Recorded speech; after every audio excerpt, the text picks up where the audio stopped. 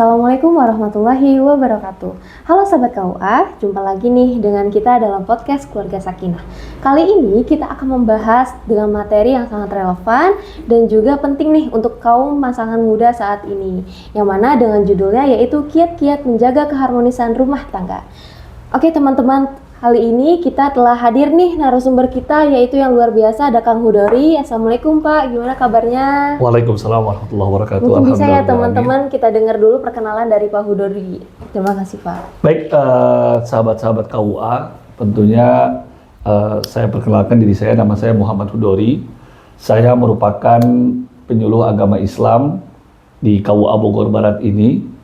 Dan Alhamdulillah sudah 2 tahun ke belakang saya bersama teman-teman di KUA Bogor Barat ini. Itu mungkin perkenalan singkat saya. Baik, begitu ya teman-teman, Kang Hudori ini sebagai penyuluh agama Islam di KUA Bogor Barat. Baik Pak, sebelum masuk ke pembahasan kiat-kiat, boleh nggak sih kita tanya dulu apa sih yang dimaksud dengan makna keharmonisan rumah tangga dalam Islam? Dan kenapa sih menjaga keharmonisan itu menjadi hal yang sangat ditekankan nih dalam ajaran agama, begitu Pak?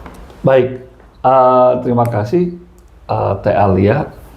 Tentunya tadi sebelum kita menuju ke kiat-kiat terkait dengan keharmonisan ya, atau kiat-kiat menjadi keluarga yang harmonis, bahwa keharmonisan dalam Islam, sebelum kita tadi memahami apa itu sebetulnya keharmonisan dalam Islam, harmonis itu kan merupakan keserasian ya. Ketika dikatakan tadi harmonis berarti serasi ya. Serasi, cocok, sesuai, pas ya. Nah, itu yang disebut dengan harmonis. Maka tadi ketika ada orang berbicara tentang keharmonisan dalam Islam, berarti kesesuaian, tentunya juga kecocokan antara pasangan tadi, baik tentunya pria dengan wanita, yang dimana ketika itu menjalin sebuah hubungan suami istri, yang dimana tadi, kalau kita melihat landasannya dalam Islam, sebuah keharmonisan itu akan dilandasi dengan tentunya keimanan dan juga tentunya juga tadi ketakwaan. Dan jauh daripada itu kita memahami konsep dalam Islam ada yang disebut dengan keluarga yang sakinah. Nah, keluarga yang sakinah itu adalah keluarga yang penuh dengan ketenangan, penuh dengan kedamaian. Basisnya apa? Nah, dasarnya itu adalah sebuah mawaddah yang disebut cinta. Nah, mawaddah ini memang timbul dan tumbuh dalam hati seseorang, dan tentunya tadi rasa cinta tersebut merupakan hal yang sangat mendasar bagi setiap orang ketika ingin menjalin sebuah kedamaian. Tidak mungkin adanya kedamaian dan ketentraman jikalau tidak ada rasa cinta. Nah, kalau adanya rasa benci, tidak mungkin tentram, yang ada justru kekacauan gitu. Nah, kemudian ditambahkan dengan warahmah ya, kasih sayang. Nah, kalau kasih sayang ini lebih kepada kepedulian, empati yang muncul. Biasanya orang, kalau misalkan tadi membedakan antara cinta dengan yang namanya rahmah, kalau cinta itu biasanya memberi, gitu kan? Memberi, itu biasanya karena rasa cinta. Tapi kalau rahmah, sayang, kasih sayang, itu sudah di tahap bukan memberi, tapi menerima, memaklumi. Ya, menerima ketika pasangannya suka marah-marah, menerima ketika mungkin ada kekurangan dari pasangannya. Nah, sudah di tahapan itu. Jadi dalam Islam, konsep keharmonisan itu lebih sederhananya mungkin bisa menjadi kita pahami dengan keluarga yang sakinah, mawaddah, dan warahmah. Lebih sederhananya seperti itu mungkin. Iya, biasanya kalau orang yang menikah itu biasanya didoain semoga samawa, itu artinya itu ya Pak ya, sakinah, mawaddah, warahmah. Dan kalau misalnya di kita ini kan Gen Z ya Pak ya, biasanya Gen Z itu ada bahasa dengan apa sih love language? Itu ada nggak sih Pak hubungannya sama keluarga sakinah mawaddah warahmah ini? Baik, love language ini merupakan bahasa cinta yang dimana tentunya menjadi penopang, salah satu penopang utama dalam komunikasi efektif. Nah, yaitu disebut dengan love language. Love language ada 5. Yang pertama, ya, ada yang disebut dengan act of service. Act of service itu sebuah tindakan yang tidak berlandaskan pada ya, ucapan, hanya kata-kata, tetapi langsung ketika itu melayani ya tanpa mungkin berkata-kata. Jadi orang biasanya lebih suka tadi dilayani langsung dengan tindakan dibandingkan tadi lift of service, ya kan? Dilayani dengan kata-kata, misal udah makan belum, udah berangkat belum, gimana tadi, gitu kan. Nah, tetapi ketika misalkan act of service jauh daripada itu. Ketika misalkan, ya kan, udah makan belum, dijawab belum, langsung buru-buru dia gojekin tuh pasangannya. Atau ketika misalkan lebih tepatnya, yuk makan yuk di luar, nggak pusing, nggak nanya gitu loh. Nah, kalau misalkan tadi level of service nggak banyak bertanya dan banyak ya berkata-kata, itu bahasa cinta yang pertama. Kemudian yang kedua juga ada physical touch. Physical touch itu kan sebetulnya tadi sentuhan fisik, ya kan. Nah, hari ini banyak orang yang memang mungkin tadi ya terpisahkan oleh jarak dan ruang, kemudian tetapi dimudahkan tadi dengan yang namanya teknologi, ya kan. Kalau dulu orang kan pasti pengennya tadi physical touch gitu kan. Sampai detik ini pun tetap orang pengennya physical touch. Tapi karena terhalangi oleh ruang dan waktu, ya jarak yang begitu jauh, sedikit atau banyaknya terobati lah dengan istilah digital touch, gitu kan. Dengan tatap maya walaupun tidak tatap muka gitu kan. Video call, kemudian tentunya juga tadi chatting dan sebagainya.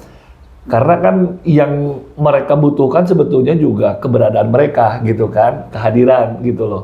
Nah, hari ini ya kita melihatlah banyak orang-orang yang terbantu tadi oleh teknologi itu. Kemajuan teknologi ternyata dampak positifnya salah satunya tadi ya bisa menghadirkan suatu rasa di mana ketika itu nyaman ya, dan juga terbantu tadi rasa kangen yang begitu besar, kemudian tadi melihat wajah yang dirindukan dan dicintai ternyata hadir di depan kita walaupun tidak langsung tatap muka, melainkan tatap maya begitu. Nah, kemudian yang ketiga ada juga yang disebut dengan quality time. Nah, quality time ini kan sebetulnya ya kebersamaan gitu ya. Biasanya orang yang seperti ini ya butuh tadi teman ngobrol, kemudian juga butuh didampingi ya. Karena kalau orang yang quality time ini mereka ya butuh banyak tadi waktu untuk bercuap-cuap dengan pasangannya gitu loh.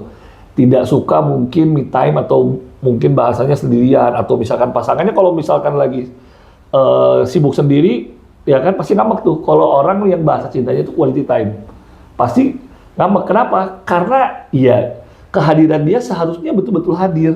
Jangan sampai ternyata hadirnya dia tidak dirasakan oleh pasangannya. Nah, orang yang tadi bahasa cintanya quality time sangat kesal dan jengkel dengan pasangan yang dimana ketika itu sudah bertemu, tapi justru malah sibuk sendiri pasangannya, gitu loh. Tidak ngobrol dan tidak bercuap-cuap. Nah, kemudian ada juga yang berikutnya word affirmation, ya. Word affirmation ini kan sebuah tadi ungkapan, ya, bentuk daripada penegasan seperti sanjungan, pujian, kamu cantik loh, gitu kan. Terus kemudian aku suka sama kamu, gitu kan. Aku kayaknya nggak bisa hidup tanpa kamu. Ini orang yang suka digombalin, gitu loh. Nah, kalau yang bahasa cintanya memang tadi seperti itu, ya terus aja dikasih gombalan. Nah, itu masih kelepek-kelepek. Nah, beda dengan tadi orang yang memang bahasa cintanya quality time, ya. Nggak suka tuh digombalin, atau biasa aja digombalin nggak terlalu ngaruh gitu loh. Tapi kalau orang yang memang ternyata bahasa cintanya itu adalah word affirmation, dia akan di-image gitu, rasanya wow gitu kan, kayak betul-betul meletup-letup gitu di dalam hatinya, karena ketika dipuji itu kayaknya wah, gua banget nih suka digituin gitu kan, suka disanjung, diangkat-angkat, ditinggikan begitu. Nah, yang terakhir receiving gift. Nah, ini buat teman-teman yang memang ketika itu ternyata sukanya dikasih kado, hadiah, kejutan, surprise. Bagi orang tertentu yang memang ternyata bukan bahasa cintanya itu adalah menerima sebuah pemberian atau tadi kado, ketika diberikan kejutan, biasa aja, B aja. Ngerasa ngerepotin gitu ya? Nah, bisa jadi merasa direpotkan atau juga apaan sih? Gaje banget gitu kan. Nah, tapi kalau orang yang memang bahasanya itu ternyata bahasanya menerima kado gitu kan, atau receiving gift tadi, dia akan, ih makasih, udah diberikan A, B, C, D gitu loh.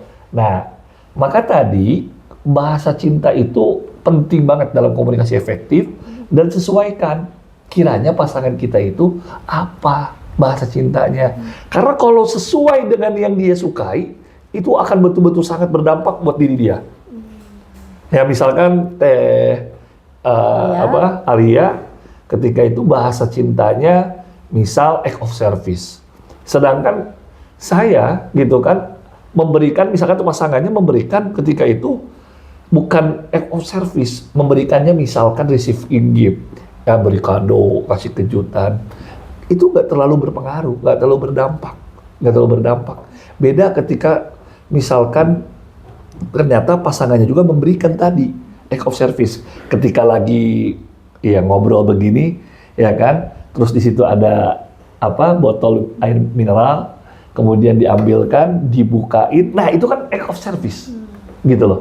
Jadi dia akan merasakan, wah bener nih, dia mencintai gitu kan, kayaknya gue yakin betul-betul dia cinta gue, gitu loh. Nah itu salah satunya ya, yang dimana bisa menopang terkait dengan keharmonisan mungkin. Berarti love language itu bisa digunain buat menjaga keharmonisan rumah tangga juga ya Pak? Betul, sangat bisa. Baik Pak. Pertanyaan selanjutnya nih Pak, kalau misalnya kita lihat di lapangan kan Bapak sebagai penyuluh agama Islam ya teman-teman ya, dari pengalaman Bapak itu banyak sekali pasangan muda yang pastinya awalnya mesra ya Pak ya, terus lama-lama mulai renggang. Dari banyaknya pengalaman Bapak ini, apa sih yang menjadi sebab dari terganggunya harmonisan rumah tangga itu? Ya, yang mengganggu daripada keharmonisan rumah tangga itu sebetulnya ada beberapa faktor yang melatar belakangi itu semua. Yang pertama yang mengganggu itu adalah terkait dengan, punten ya, kalau dalam rumah tangga nih, kalau dalam rumah tangga biasanya judi. Nah itu pertama ya. Sekarang kita tahunya judi online. Dulu judi itu kan konvensional yang sifatnya tadi secara langsung ya, main togel, kemudian bertaruh gitu kan. Nah, entah taruhan sepak bola, taruhan tadi berkuda dan sebagainya. Itu judi penyakit ya, yang memang dapat merusak keluarga, rumah tangga. Nah, kedua itu minuman keras ya, mabuk-mabukan. Ini juga sama. Ini juga dapat tadi merusak daripada keharmonisan dalam keluarga ya. Kenapa saya katakan demikian? Kalau tadi judi itu merusak dari sisi ekonomi ya. Nah, minuman keras ini bisa jadi bibit dari kehancuran semuanya. Karena kan tadi orang yang tentunya mabuk nggak sadar gitu kalau apa yang disampaikan.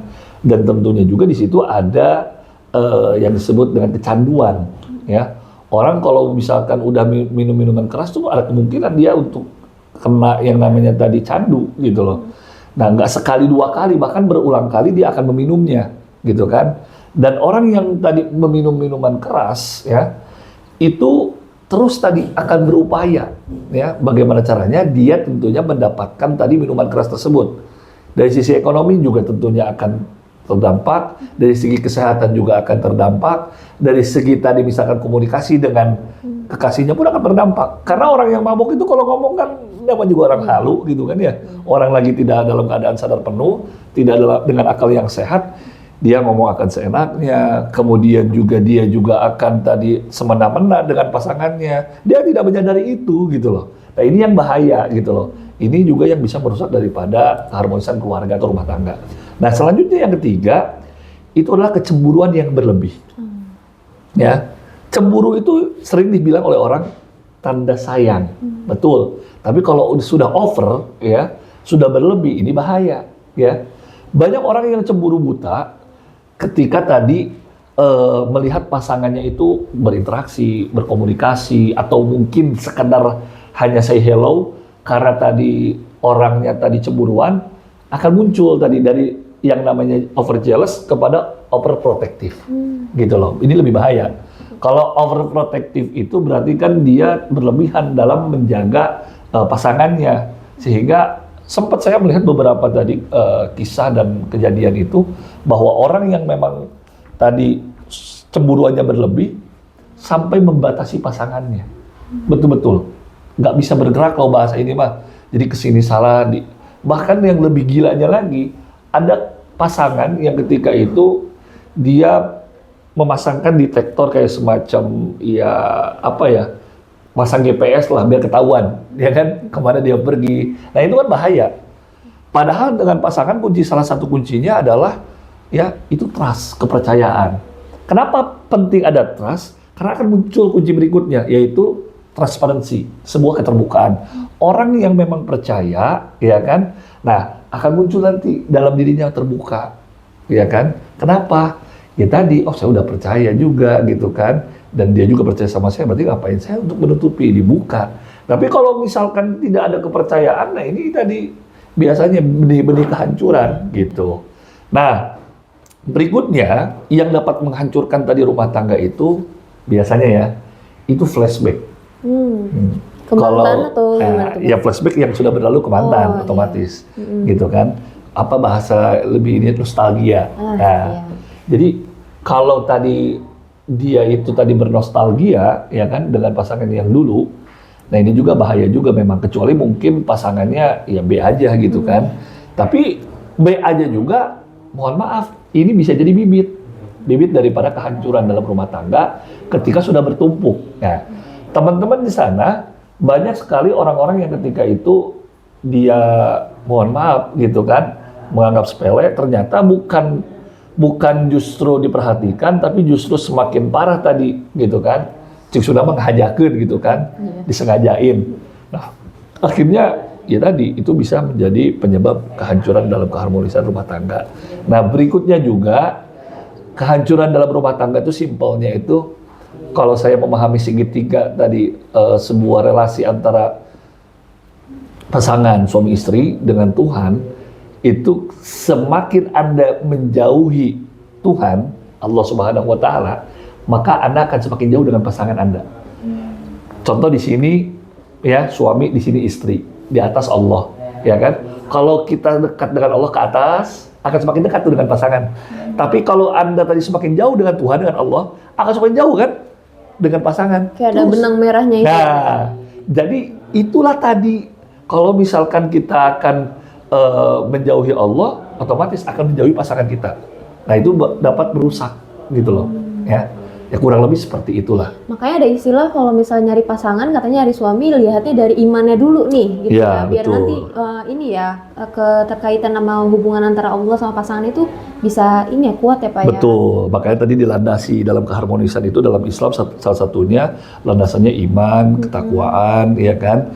Yang dimana tentunya tadi dapat menopang keharmonisan sebuah pasangan ataupun sebuah keluarga atau rumah tangga itu sendiri gitu. Oke, baik. Kalau misalnya nih Pak, ada nih seseorang perempuan yang kebetulan waktu kenalannya itu pasangannya itu baik banget ya Pak ya. Tapi setelah menikah baru ketahuan nih salah satu penyebabnya yang tadi Bapak sebutin tadi. Misalnya salah satunya ternyata dia suka minuman keras nih. Nah, itu gimana sih Pak cara menyikapi konflik rumah tangganya ini? Baik. Jadi ada beberapa hal yang memang tentunya tadi ketika dalam konflik keluarga itu ya kita tidak bisa menerima dan tidak boleh diterima ya kekurangan itu. Misalkan kekurangannya adalah meminum minuman keras, ya kan, suka mabuk. Ya, kalau ini kan menurut saya pribadi adalah sesuatu yang menyelisih syariat dan tidak bisa ditolerir. Karena tidak bisa ditolerir pula oleh syariat, oleh agama, meminum minuman keras. Beda kalau misalkan sifat, sikap, contoh, sikapnya agak kekanak-kanakan, ya kan? Nah itu kan kalau sudah sayang mah diterima pasti, ya kan, dimaklumi. Atau misalkan ternyata ketika tidur ngorok, gitu kan? Nah itu oke-oke aja gitu kan, kayak saya misalkan ngorok kebanyakan gitu kan, tapi istri saya karena sayang ya nerima aja gitu kan. Tapi kalau misalkan tadi mabuk, ini kan sudah menyelisih syariat. Nah kalau sudah menyelisih syariat, ini beda lagi Talia, gitu kan. Nah tentunya perlu treatment tadi ya, bagaimana tadi manajemen konfliknya, ya kan. Nah, kalau dalam tadi manajemen konflik itu, kita juga melihat ada yang disebut dengan win-win solution, ada yang loss-win solution, win-loss solution, ada yang loss-loss solution. Nah, bagaimana caranya ya agar tentunya tadi pasangan yang ternyata gitu kan baru ketahuan dia itu suka mabok gitu kan. Nah, yang jelas kita wajib tadi melarang hal tersebut. Ya, pertama itu kita melarang, kemudian menegaskan bahwa ini bukan saya yang melarang, tapi agama yang melarang, Allah yang melarang, syariat tentunya yang melarang. Jadi bukan kita sampaikan ini ajaran agama. Nah, karena ini ajaran agama yang melarang, otomatis saya ikut. Saya juga melarang, ya, bahwa kamu minum minuman keras, nggak mau aku, gitu kan? Karena ini sumber daripada kerusakan. Nah, berikutnya tadi, ketika tadi dia misalkan berargumentasi, ini kan kebiasaan aku, ya kan? Aku sebelum nikah sama kamu, ya kan? Aku udah mabok, aku udah biasa minum kayak begini. Kamu nggak bisa nerima aku, ya udah, misalkan seperti itu. Nah, itu juga kita nggak harus langsung kalau bahasa kita ke-trigger dan seperti pentol korek api gitu kan, langsung kebakar gitu loh. Nah, kita sikapi tadi dengan bijak. Ini mau pasangannya laki-laki atau mau perempuan ya, yang jelas kita menyikapi tadi dengan tenang terlebih dahulu. Karena memang kalau kita treatmentnya langsung diputus gitu kan, cerai gitu kan, nah itu saya kira posisinya jalur kesekian lah gitu kan. Nah, ini kan perlu ya dikomunikasikan tadi. Yang pertama kan tadi kita larang, utama itu jelas dilarang, ya kan. Nah, yang kedua dia bertanya demikian, kalau aku misalkan sekarang bilang itu kan memang kekurangan aku, tapi itu ya kalau misalkan kamu nggak nerima ya udah gitu loh. Coba, ya kan. Kita pakai komunikasi, ya. Komunikasi itu kan yang efektif ya bisa dialog, ya kan. Curahan hati disampaikan, gitu loh. Apa curahan hatinya? Aku tuh nggak suka, bla bla bla bla. Kamu mabuk, bau mulut. Terus kemudian kamu mabuk, ngomong ngelantur, kasar dan sebagainya. Aku tuh nggak suka. Nah, itu dicurahkan hatinya. Karena kalau dialog itu kan sebetulnya tukar perasaan ya, tukar perasaan. Nah, beda nanti dengan selanjutnya, tahapan berikutnya bisa ke diskusi. Kalau dia dengan curahan tetap nggak bisa, ya kan? Diskusi itu lebih ke tukar pikiran. Coba kenapa kamu misalkan mabuk? Apa untungnya? Ya kan? Apa sih sebetulnya value-nya di mabuk itu? Feedback buat diri kamu ada nggak mabuk? Kan bisa begitu. Yang ada feedbacknya buruk atau jelek, buruk atau bagus kan gitu ya.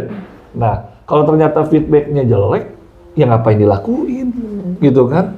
Kalau ternyata bikin jelek diri kamu juga bikin buruk keluarga kamu, ngapain? Nah, itu bisa diobrolkan dengan itu. Nah, sembari kita juga tadi tata cara berbicaranya dengan cara yang sopan, santun. Mau bagaimanapun tadi, kalau dengan cara yang lebih keras, tegas, ya.